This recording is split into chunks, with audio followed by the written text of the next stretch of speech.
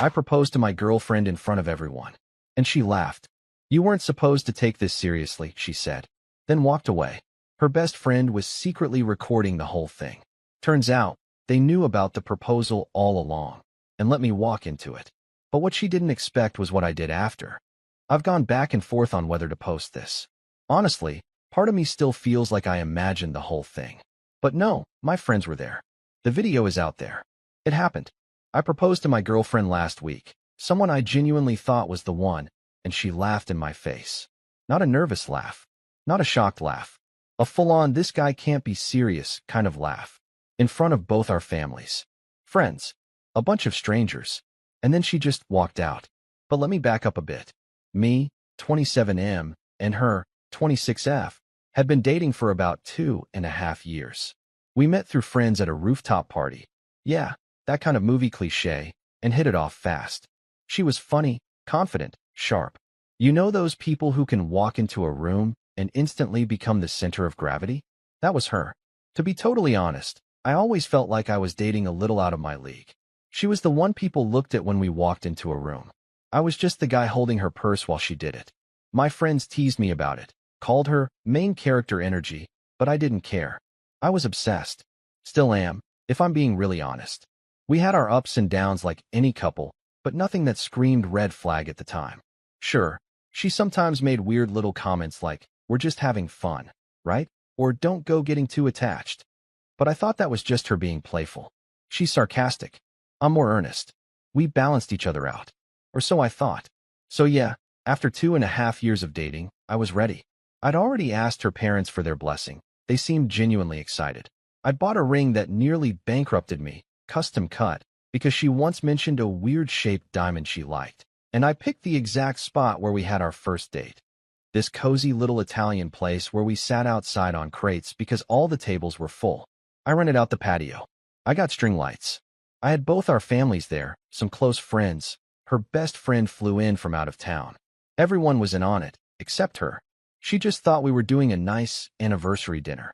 The whole thing cost me about 2 months of planning, 1 panic attack, and an embarrassing number of Pinterest boards. Anyway, the night comes. She looks amazing. I'm sweating bullets. Everyone's eating, laughing, having a good time. Then, the waiter brings out the dessert, and it's got the ring on top, in this little glass dome. I stand up, take her hand, say my rehearsed little speech, which I completely butcher, by the way. My voice cracked. I sounded like a preteen, and I dropped to one knee. And that's when it happens. She looks down at me and laughs. Not like a gasp laugh. Not a nervous giggle. Like, a WTF is happening right now? This guy can't be serious. Laugh. It starts small, then she kinda covers her mouth and goes, "Oh my God.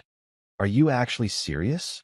She turns to her best friend like this is some kind of sketch, and then just goes, "No way, dude, what?" I'm still kneeling, still holding the ring, still smiling like an idiot, thinking maybe this is part of her reaction. Maybe she's shocked. Nope. She leans down, pats my shoulder, and goes, "Oh no. You weren't supposed to take this seriously." Then she walks off the patio. Just like that. Silence. I swear, the fork stopped clinking. Her mom looked like she'd seen a ghost. My little sister had her hand over her mouth. One of my friends started to stand up like he was about to swing at someone. I just stayed kneeling there. For a good 30 seconds. Like a statue. I think I blacked out after that. Not literally, but my brain just kind of froze. Like it didn't know how to process what just happened. Eventually I stood up, put the ring back in my pocket, and sat down. No one said anything for a while. I just drank whatever was in front of me. Don't even know whose wine it was. I don't know what hurts more, the fact that she laughed, or the fact that she truly meant it when she said I wasn't supposed to take us seriously. Anyway, that was last week. She still hasn't called. I think I already know why. So yeah, after she walked out like it was an improv sketch that went too far, I just sat there at the table trying not to cry. Or puke. Or both. No one knew what to say. I don't blame them. What do you even say to someone who just got laughed out of his own proposal? Eventually, people started clearing out. Her parents left first, quietly, avoiding eye contact. My mom tried to hug me, but I just waved her off. My best friend Ryan looked like he was ready to flip the damn table. And me? I just sat there, staring at the candle in the middle of the table like it had the answers. That night, I got maybe 45 minutes of sleep. Every time I closed my eyes, I saw her face, laughing, not crying, not apologizing, laughing. The next morning, I woke up to 5 missed calls from coworkers, 3 texts from college friends I hadn't spoken to in months, and a TikTok link from someone I barely even know. And there it was. A video, already at like 100K views, titled, "When Your Situationship Proposes." I clicked play. It was me, on one knee, holding the ring up, hands shaking. You can hear her laugh, clear as day. Then the part where she says, "You weren't supposed to take this seriously," and walks off. The camera zooms in on my face. Just frozen, humiliated, confused. They put sad violin music over it. I felt sick. The comments were brutal. Like walking into a room where everyone's laughing at you, but you can't leave. Some people felt bad, sure, but others acted like I deserved it. Like I was some pathetic, delusional idiot who couldn't take a hint. One that stuck with me said, "You can see the exact moment his heart breaks." That one just lives in my head rent-free now. But the worst part? The video was posted by her best friend. The one who was at the dinner. The one who smirked as I got on one knee. She captioned it. "We told him not to do it." So they knew. She knew. Everyone on her side knew, and no one warned me. That day, I deleted all my social media. Instagram, Twitter, everything. I couldn't look at my phone without wanting to throw it out the window. I texted her, something like, "Can we please talk? I deserve to understand what just happened." No response. I waited hours. Nothing. Sent another message the next day. Still nothing. By day 3, I gave up. She was gone. Ghosted. Like 2.5 years meant absolutely nothing. And then the guilt hit. I started questioning everything. Was I crazy for thinking we were serious? Did I imagine all the little moments? The vacations? The time she called me her person? The way she looked at me when we slow danced in the kitchen? Was it all fake? I even went back through our texts, our selfies, tried to read her face in every photo. Look for signs I missed. And yeah, sure, maybe I did ignore a few red flags. But still, no one deserves that kind of rejection, especially not in front of their entire family, on camera, broadcasted to the internet like some kind of joke. That week, I didn't eat much, barely slept, cried in the shower more than I'd like to admit. My apartment felt haunted. Every corner reminded me of her. The pillow she used, her favorite mug, the shampoo she left in the bathroom. And no matter how hard I tried to distract myself, I couldn't escape one simple fact. She let it happen. She let me plan that entire night, knowing she wasn't going to say yes, knowing she was going to humiliate me, knowing her best friend was recording, and I had no idea why. A week goes by, still no call, no text, not even a "sorry you had to go through that" from anyone. Her friends? Radio silence. Her parents? Nothing. And her? It's like she vanished into thin air. Honestly, at that point, I wasn't even hoping she'd come back. I just wanted some kind of explanation. A reason. Something that made the whole disaster make sense. I didn't get it from her, but I got it from someone else. It started with a DM. From a girl I barely knew, Jules, a mutual friend of hers, someone I'd met maybe twice at parties. She messaged me something short and cryptic. "Hey, I just want you to know you didn't deserve that. She's been a mess for months. Don't let them make you think this is your fault." I sat there staring at the screen for a while, then finally replied, "What do you mean? What's going on?" And that's when Jules told me everything. Apparently, about 3 months before the proposal, my now ex-girlfriend reconnected with her ex, the guy she used to call a walking red flag and the biggest mistake of my life. Yeah, that one. They started texting again, then hanging out, then more than that. Meanwhile, I was planning the proposal. She was literally going from cuddling me in bed one night to texting him, "I miss us," the next morning. Jules said she tried to talk her out of it, told her it wasn't fair to me, that if she didn't love me, she should just break up with me. And apparently, my ex said, and I quote, "I'll wait until after my birthday. He'll probably do something cute. Might as well enjoy it while it lasts." Enjoy it while it lasts. That hit harder than the public rejection. I was just a placeholder. A convenient, stable little stepping stone while she flirted with the idea of getting back with someone she knew would wreck her again. And get this, she found out about the proposal a week before it happened. How? One of my idiot friends let it slip in a group chat that she was still part of from an old trip. He said something like, "Can't wait to see her face when you pull the ring out." And she never said a word. She didn't try to stop me. She didn't warn me. She didn't break it off ahead of time. No. Instead, she told her best friend, the one who posted the TikTok, and they decided to let it happen. To let me humiliate myself. So they could get it on camera. So they could laugh. So they could make a point. I wasn't just rejected. I was set up.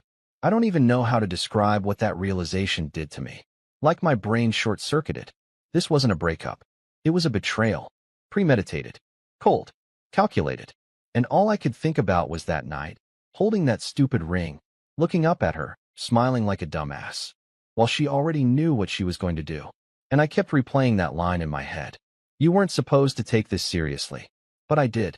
God help me, I did. I thanked Jules. She apologized again. Said she felt guilty staying quiet for this long.